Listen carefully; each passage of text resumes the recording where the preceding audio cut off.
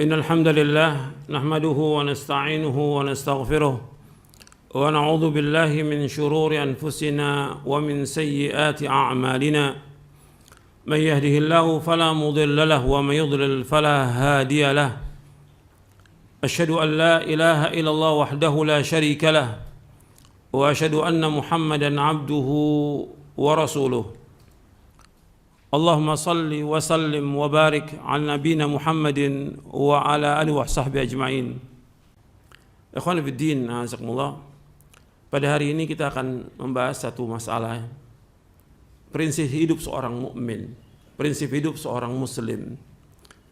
Yang pertama, kita diciptakan oleh Allah Subhanahu wa taala untuk ibadah kepada Allah. Kita diciptakan oleh Allah untuk ibadah. Allah berfirman, "Wa ma khalaqtul jinna wal insa illa liya'budun." Tidak aku ciptakan jin dan manusia melainkan untuk beribadah kepadaku. Jadi Allah menciptakan kita untuk ibadah. Ingat itu. Itu prinsip hidup bahwa kita diciptakan oleh Allah untuk ibadah. Maka kita wajib meluangkan waktu kita sepenuhnya untuk ibadah kepada Allah. Kita wajib meluangkan waktu kita sepenuhnya untuk ibadah kepada Allah. Karena Allah menciptakan kita untuk ibadah. Dan Allah Subhanahu wa taala tidak butuh kepada makhluk. Tapi Allah menciptakan makhluk ini agar mereka ibadah. Tujuannya untuk mereka. Untuk kebahagiaan mereka dunia dan akhirat. Untuk ketenangan, ketentraman, dan yang lainnya, banyak sekali nikmat yang didapat dengan dia ibadah kepada Allah Subhanahu wa taala. Makanya Nabi SAW menyuruh kita untuk meluangkan waktu kita untuk ibadah. Jadi Nabi bersabda, yang diriwayatkan oleh Imam Ahmad, Tirmidzi, Ibnu Majah, Nabi bersabda sallallahu alaihi wasallam, Allah berfirman, ini hadits qudsi, "Ya bna Adam, tafarragh li'ibadati amla sadraka ginan wa asudda faqrak. Wa illam taf'al mala'tu yadayka syughla walam asudda faqrak." Wahai anak Adam, luangkan waktumu sepenuhnya untuk ibadah kepadaku. Maka aku akan penuhi dadamu dengan kecukupan dan aku akan tutup kefakiranmu. Kalau engkau enggak lakukan, maka aku akan penuhi kedua tanganmu dengan kesibukan dan aku tidak akan tutupi kefakiranmu. Artinya akan tetap terus fakir dia. Akan tetap miskin dan tetap susah. Tapi ketika dia meluangkan waktu untuk ibadah kepada Allah, maka Allah akan penuhi hatinya dengan kecukupan. Karena kekayaan yang hakiki yaitu kekayaan apa? Hati. Laisal ghina an kathratil aradi walakinnal ghina ghinan nafs. Kata Rasulullah SAW dalam hadis yang sahih yang diriwayatkan oleh Imam Bukhari dan Muslim, sesungguhnya kekayaan itu bukan kekayaan banyak harta, bukan. Kaya yang dimaksud adalah kaya hati. Dia selalu merasa cukup dengan apa yang Allah berikan kepadanya. Jadi Allah akan berikan kepada orang itu merasa cukup dan Allah akan tutupi kefakirannya. Tapi kalau dia sibuk terus dengan segala macam kesibukan dengan dunia dan yang lainnya, maka Allah akan terus membiarkan dia sibuk dan terus dia tidak akan ditutupi kefakirannya. Ini kerugian buat dia. Tambah jauh dia dari Allah SWT. Makanya luangkan waktu kita untuk ibadah kepada Allah. Itu prinsip yang pertama. Gunakan waktu kita untuk ibadah. Kalau ibadah ya sesuai dengan tuntunan syariat. Dengan dasar Al-Quran wa sunnah ala fahmi salam. Jangan ibadah dipakai untuk main-main, tidak. Kita hidup untuk ibadah, bukan untuk main-main. Bukan untuk jalan-jalan. Kalau orang mau main, boleh secara hukum syar'i. Dia mau jalan-jalan, boleh. Tapi jangan kemudian digabungkan antara ibadah dengan main-main. Gak akan ketemu. Gak akan ketemu. Kita hidup untuk ibadah kepada Allah. Kemudian yang kedua, prinsip yang kedua, ketika Allah menciptakan makhluknya, Allah sudah jamin rezeki mereka. Perhatikan. Allah khalaqakum wa razaqakum. Allah menciptakan kamu, Allah juga memberikan rezeki kepada kamu. Jadi Allah menciptakan makhluk ini, Allah juga jamin rezekinya buat mereka. Makanya ketika Allah menyebutkan tentang ibadah kepada Allah, maka Allah sebutkan juga bahwa Allah itu tidak butuh kepada makhluk. Dan Allah yang memberikan rezeki kepada mereka. Wa ma khalaqtul jinna wal insa illa liya'budun ma uridu minhum min rizqin wa ma uridu an yut'imun innallaha huwar razzaqu dzul quwwatil matin. Tidak aku ciptakan jin dan manusia melainkan untuk beribadah kepadaku. Dalam surah Az-Zariyat ayat 56 sampai 58. Aku tidak ciptakan jin dan manusia melainkan untuk beribadah kepadaku. Aku enggak minta rezeki dari mereka dan aku enggak minta makan dari mereka. Allah yang terus menerus memberikan rezeki kepada makhluknya. Allah yang maha kokoh, Allah yang maha kuat. Kemudian ikhwan fillah, azakumullah. Meskipun Allah sudah menciptakan kita, Allah menjamin rezeki, tapi kita diperintahkan oleh Allah untuk apa? Untuk mencari nafkah. Allah memerintahkan kita untuk berjuang, berjihad untuk mencari nafkah. Dan Allah sediakan seluruh fasilitas di muka bumi ini untuk menghidupi manusia, untuk menghidupi makhluknya. Allah yang ciptakan. Dan Allah menyediakan seluruh fasilitas agar manusia menggunakan itu untuk menegakkan hidupnya dan menegakkan ibadah kepada Allah Subhanahu wa taala. Allah berfirman dalam surah Al-A'raf di ayat 11, di ayat 10.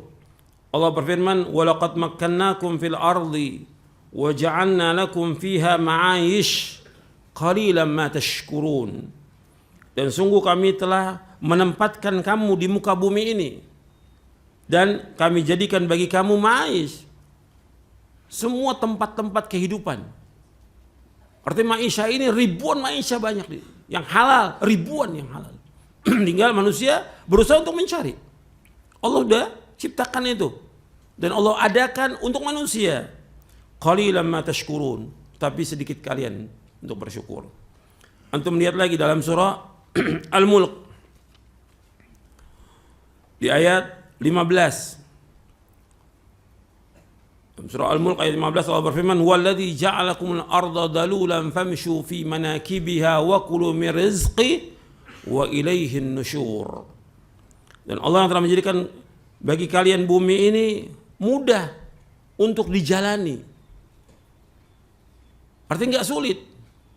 Bukan seperti mendaki gunung, mudah, dalulan. Semua mudah untuk dijalani oleh manusia ini. Famshu fi manakibiha, maka berjalanlah di muka bumi ini. Di semua bumi ini dan di pelosok-pelosoknya kamu jalani. Wa kulu min rizqi, makanlah dari rezeki Allah Taala. Wa ilaihin nusyur, dan kepada Allah kalian akan kembali. Disuruh kita untuk berjalan di muka bumi untuk mencari nafkah. Antum lihat lagi, setelah ibadah Allah suruh kita cari nafkah dalam surah Al-Jum'ah di ayat 10.